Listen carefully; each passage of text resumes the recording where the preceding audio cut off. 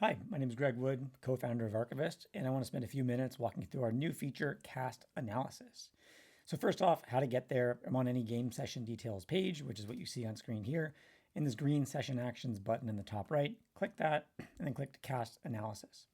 So just a moment, what this really is, this is an analysis of the players at the table or the virtual table, not the narrative itself. The rest of the narrative is covered in the rest of Archivist platform, the recaps, the timeline, the entity descriptions, and so on. This is all about talk time, sentiment, table dynamics, pacing, and flow, purely based on the people who are participating, not the characters they're playing. So I'll explain a little bit more about what that means. Let's go ahead and run analysis or run the cast analysis. First step is to map transcript speakers to cast. If you haven't set up your cast already, this will be something that's worthwhile to do. You can skip it if you would like, but we certainly recommend you go ahead and map the transcript speakers to the cast to make sure you have appropriate name level labels for every speaker in the transcript itself. So in this case, let's go ahead and assign.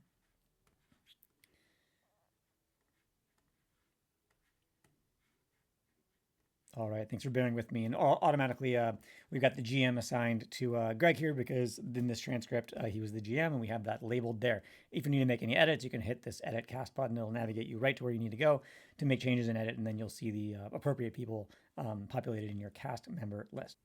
All right, so we're going to go ahead and do a bunch of deterministic analysis in the back end. There's going to be an AI prompt as well, AI output as well, to give you some insight that is actionable for you in an interpretation. But let's walk through exactly what you're seeing. First off, session metadata is at the top up here of what we're doing, the session number, and metadata itself around the date. Then the participants or the cast members are listed up top here in the chips. So Greg, I mentioned before, is the GM, and then myself, and then a couple other characters as well. First section, this top third here, is all about session overview, really kind of easy to digest information about your session. So first up in the pie chart on this left-hand side, this is talk share. This is based on the actual words distribution amongst the party or amongst the entire group, including the GM in this case. So you can see the GM spoke about 53%, a little more than half. Not overly surprising. The GMs often spend the most time talking with all the narrative they're providing and background and all the roles they are playing with NPCs. So you might be asking, well, if that's not that interesting, why don't we include it? We do also have a hide GM toggle right there. So you can focus on just the players if that's what your focus would like to be. So we'll keep the GM hidden just for the moment now and keep digging through this. So you can see how equitable was the talk share amongst the players themselves. In this case, Jimbo had the highest talk share at 32%, while Todd was the lowest at 17%, again, of the players themselves. The outer ring is sentiment. Sentiment being how positive or negative were they, and the gray is neutral, so green being positive, red being negative. And you can even focus on sentiment, meaning the sentiment becomes the inner circle while the player is the outer circle. Let's go ahead and hide neutral sentiment and focus on the positive versus the negative. So of the 53% of versus the 47 of the positive that was said, the player composition of that. So again, Jimbo was the most positive at 31%, and similar spread with negative as well. I always find it to be interesting when there's a large disparity between positive and negative. In this case, Todd had 24% of the positive, but only 9% of the negative. So pretty positive there. And the opposite is true for, looks like me, Greg Wood. So 19% positive and 33% negative. I think narratively that might have had a role to play, and I can explain a bit about that. Now, a word on sentiment, as we just looked through this data and walked through that. Sentiment is not semantic. And what I mean by that is semantic is really what happened in the story, what's the narrative, the players went here, they did that, this happened in combat. That is semantics. That is the extraction of the narrative that actually happened in your session. Sentiment is a deterministic feature to attribute a score, positive or negative, based on the words that were said in each utterance.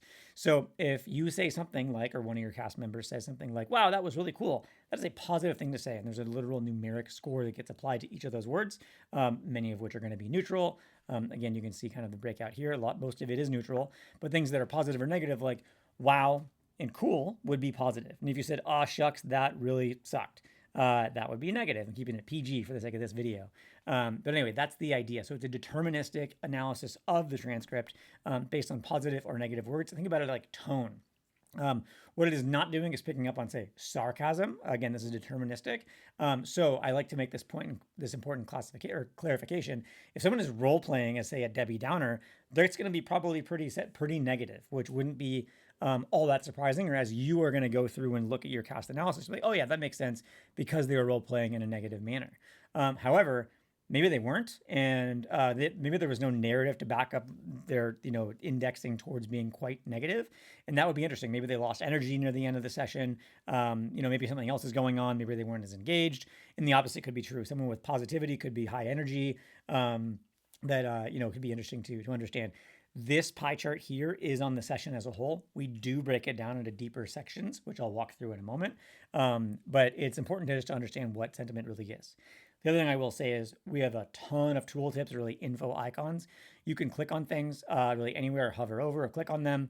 If you're confused on what a metric means, and of course you certainly would make sense because some of these are our own metrics that we have defined or kind of modified for a TTRPG experience. So go ahead and you can understand and get educated effectively on how we are measuring things, the measurement methodology, and so you can interpret it appropriately. So next up is the most fun one, or my favorite, which is this radar graph in the middle. I'm going to unhide the DM. Let's focus on the DM again. It's not going to be uncommon for the DM to be indexing quite highly on some of these normalized metrics and be the max for a handful of these. Dominance, turn variability, average turn length, and question rate. All of that makes a fair amount of sense. And so what some of these metrics are, I won't explain all of them because some of them are fairly self-explanatory, but dominance is the rate of word share and average turn length, meaning if someone is talking frequently and when they talk, they're talking for a long time, they are dominating that conversation. The opposite, of course, is true. Now, these are relative scores. So in this case, there was a lot of narrative going on and the GM was really running the session here and kind of moving the party along. That's why they're highly indexed here versus the rest of the party was quite a bit lower. But because the DM will dominate, you might be interested in the players versus the DM. Let's go ahead and hide again. And you can see a nicer cluster. You'll get tooltips to understand the raw scores here as you scroll on around. So turn variability in this case is really the variability of the turn, meaning we're looking at the standard deviation of words in a given turn for that given speaker. So, was there natural ebbs and flows in the ways that they would communicate or share their role play? Or not. If someone was giving you a simple one-word answers, not a lot of variability, probably a little bit boring, but that's not for us to decide. It's for you to decide. Average turn length is is a similar one as well. Were they talking longer on average or not? And the last one I'll call out here is engagement consistency, which is called out here. These same 6 radar graph metrics are the same 6 over here on the right-hand side. This is a drill down on speaker insights. Let's just switch it to go to Samantha. And in this case, Samantha was the number 1 out of 4. Again, these are just the PCs in terms of engagement consistency. There is that tooltip here to explain exactly what it is. But in simple terms, we look at a sliding scale of, I believe it's 80 lines over the course of the entire transcript. How involved were they in each of those 80 line segments versus the rest of the party? So in this case, Samantha ranked number 1 out of 4 in terms of engagement consistency. They were the most engaged, by the way we define it, player in the party throughout the course of the session. And so we do have gold, silver, and bronze scoring, or color coding, I should say, just to help kind of visually make some of these things pop out. But you'll be able to get a sense of, who is engaged in doing things or really involved in the story. I think many of these things personally are really interesting in the sense that they either validate my kind of like takeaway without thinking about it too much, or you might have some like aha moments like, oh, wow, maybe I did dominate a little bit more than I thought I was as a PC. And let's look at me. So yeah, I was the most dominant of the players in that sense. And maybe that wasn't what I intended. I think in this case, there was some pretty significant role play I had to do with some monologues and some backstory that came out as this was fairly early in our campaign. But so it was still interesting that I dominated the most out of the players in this case. So that is session overview, really this top arc here. Let's go ahead and scroll on down to table dynamics. So on the left-hand side, core session metrics. I'm not going to speak through really what these are. Let's actually unhide the GM, and I'll toggle it off a couple times here and there. But it's basics, core stats about your session. How many participants, lines, words, average words per turn, and so on. As a standalone, it might not be super useful. If you look across various sessions over time, you might find some interesting ebbs and flows in terms of pacing or indicators like that. If average words per turn is, say, way up or way down versus an average, that would be interesting, or certainly average lines per speaker. It could give you a sense of how often are you switching off between participants or not. And to that point, we have balanced summary to help measure some of those exact things. So in this case, talk equity and turn rotation go similarly hand in hand. And what I mean there is talk equity, or the Gini score in this case, is how evenly did players word count distribute across the session. And so you want to have something that is as close to zero as possible in theory, unless you're aiming for someone to dominate it. Although if you have more than one, you're not going to have that generally with a DM in play here. And so I will actually hide the DM who really dominated this conversation. You can see the score went way over to the left versus where it was previously. So this is talk equity amongst the players. So you could think you want to be close to that zero number. If you're the DM and you're thinking about how did the party really dynamics really play off, a number like this is pretty positive in the sense that all participants were fairly active and engaged, and they had a pretty equal amount of talk time. I mean, still there were ranks within that, but it's a nice indicator to be close to that zero mark. Similarly, turn rotation is about the rate in which speakers changed over the course of the transcript. So, talk equity, if someone spent half the time just giving this long monologue, then that would not be a whole lot of turn rotation because one person is talking, and then in the back end of the session, maybe it was really ping-ponging across the other players. But turn rotation is about how frequently do the turns change, as opposed to being, say, one person talking the whole time, or switchbacks, being it goes from one speaker to the next, back to the first, back to the next, back to the first, and so on. Not really equitable in terms of the entire party there. So that's what those metrics effectively mean. Interesting to interpret as you think holistically about the session as a whole. Word spread, just a quick visual way to think about the max and the min word count based on the participants in the story. Let's go ahead and add the GM back for these ones. This is some of my favorite stuff over here with timeline highlights. So for all 5 of these visuals here, the start of the session is on the left and the end of the session is on the right. For specifically most and least table time, we have divided the session into 100 equal parts based on word count. So the most table time was our DM, and you can see they were most engaged when the candles are the highest or the tallest and the brightest. And then if they didn't say anything at all at a certain given point in time, it's going to be no candle at all, like that right there. Again, a GM will dominate this. We can hide this here.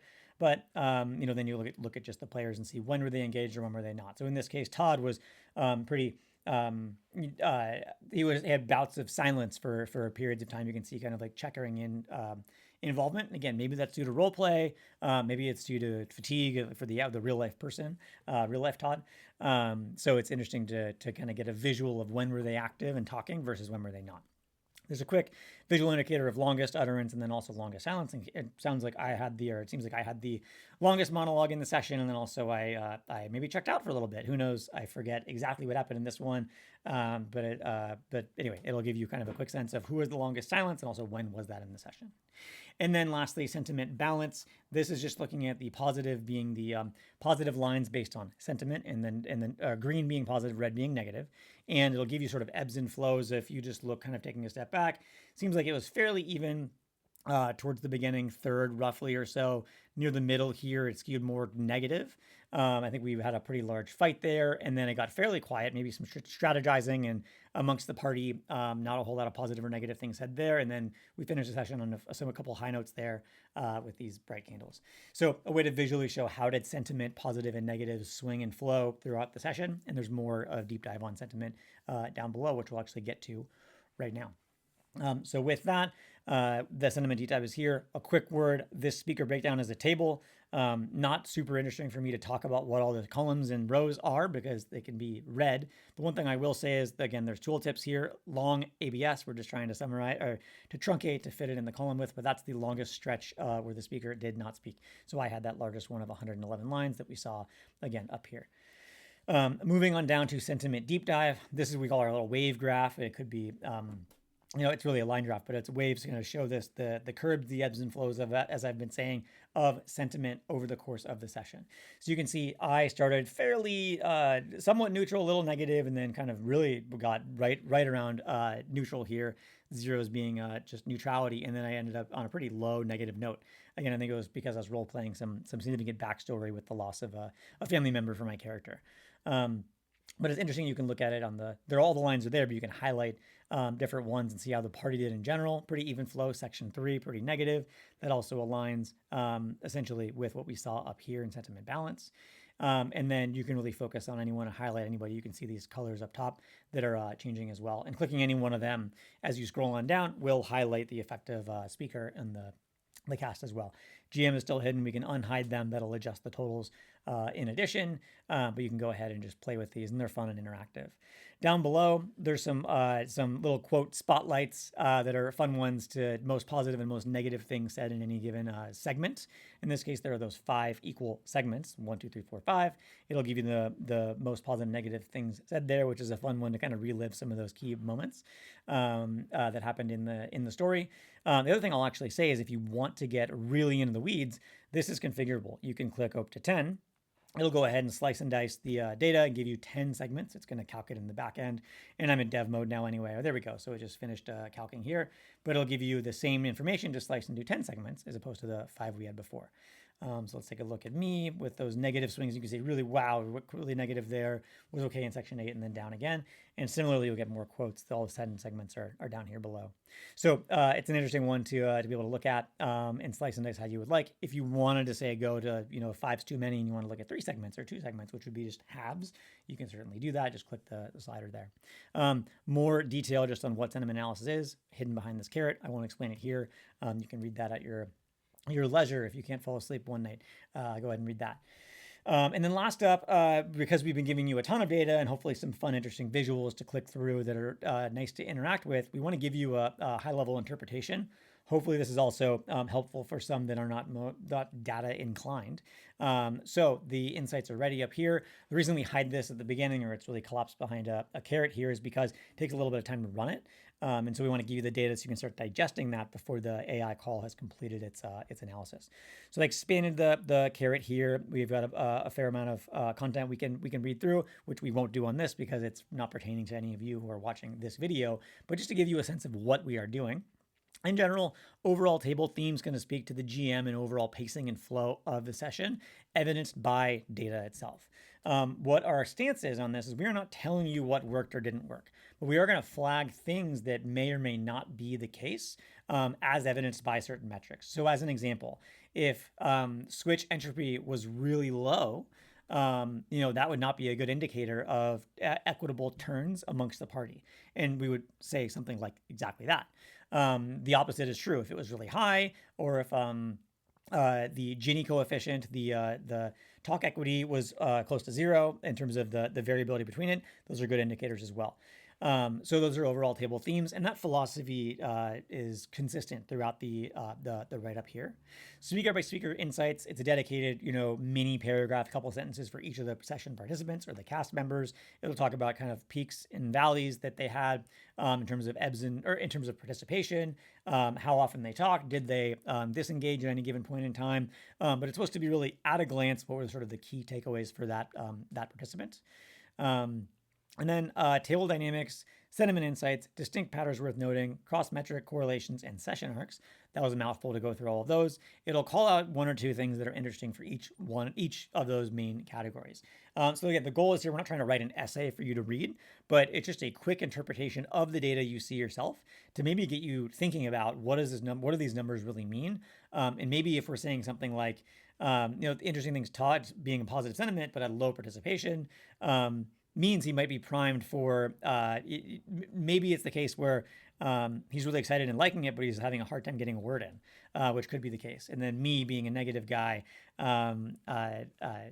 maybe I disconnected, and I think in this case I'd have to interpret it based on the session, which was quite a while ago, despite the date being not too long ago. But it's interesting still to think like how some of those metrics correlate to one another. Someone being really positive and not talking a lot could be interesting. Or someone checking out, but having a really high average turn length might be they're just in it for giving some monologues and not super engaged on an ongoing basis. Things like that would be interesting to pull out.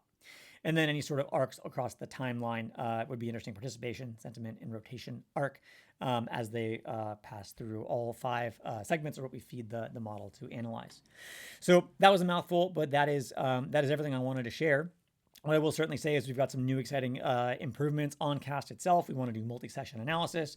The other thing I will say in terms of data and partition, or data and who's this is available to, it's available to any account owner, trials included, but we hold it to the account owners, quote unquote, and anyone they designate as an admin. And what I'm really saying is that we don't grant anyone any players. If you invite your player into Archivist, we don't give them access to this kind of right off the bat.